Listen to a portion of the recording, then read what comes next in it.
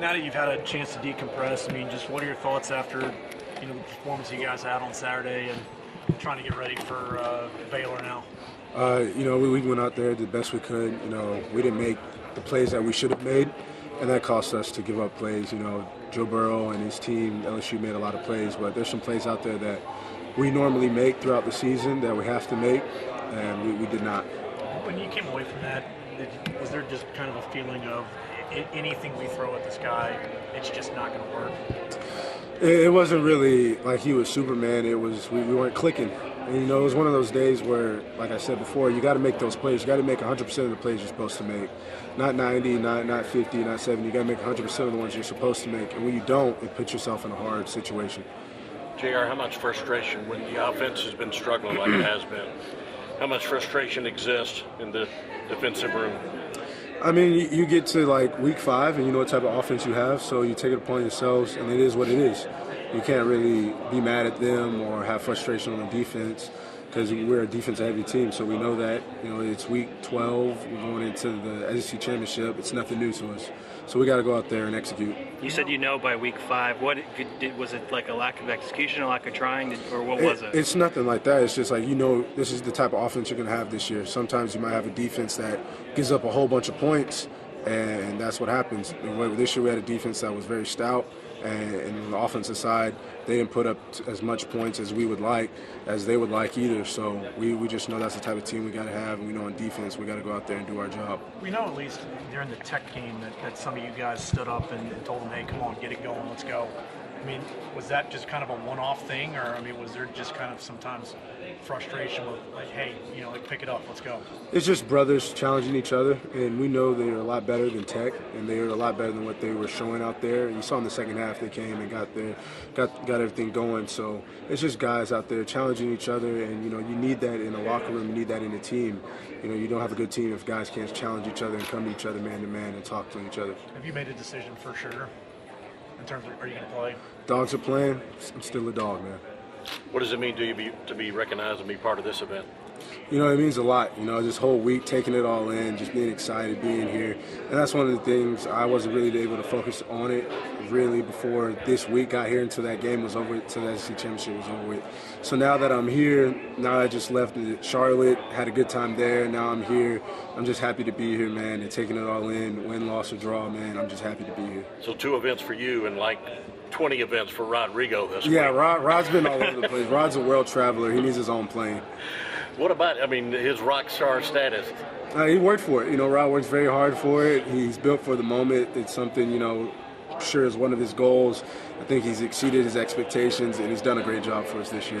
How about hanging out with the other guys like Derek Brown, getting to know them a little bit? Do you know them already? Or? Yeah, me, Derek, Isaiah, Chase, we were all in Charlotte together, so we got to know each other. All great guys, very, very fun guys to be around. Derek, being a Texas guy, did Baylor ever, have any interest in you? Do you know anything? I went to their camp one time. My cousin actually walked away with an offer, and I didn't. So, Baylor did not offer me. Who's your cousin you're talking about? Gibbs.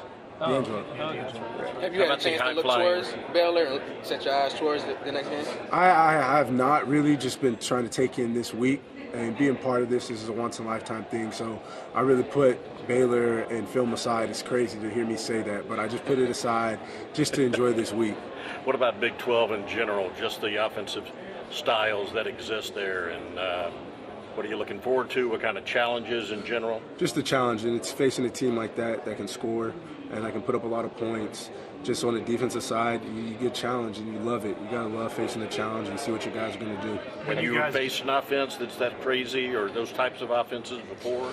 We faced a lot of great offenses this year, but I wouldn't say that crazy. That's a totally different style of the Big 12 country. You get one last shot. The way you guys played last year in this game, do you feel like that's going to be a topic of conversation for the young guys in terms of how serious to take this game? You just got to tell them, it's a serious game. Like last year, we did not, get our goal, and we did not win the game like we wanted to. But you got to have those guys come out there and practice and get ready, and just have them practice very hard. What kind of group do you feel like you guys are leaving behind in this defense? A young, hungry group ready to play. Those guys are ready. They're hungry. They've been led. They've been coached, and I'm very excited to see those guys play in the future. To go back to your decision to play in the Sugar Bowl for a second, was it a tough decision? Did you have to talk to anybody? What went into that? Just me and my family, man. What do you see out of the young guys like Nakobe and Nolan and those kinds? I mean, both intellectually and physically, what do you see out of them, their potential? Just their motor, man. They have a high motor. Nakobe and Nolan, they have a high motor. You see Lewis Singh get out there, make some plays. He has a high motor. All those guys are very skilled, very, very, very skilled. And they're going to grow up and develop into great players.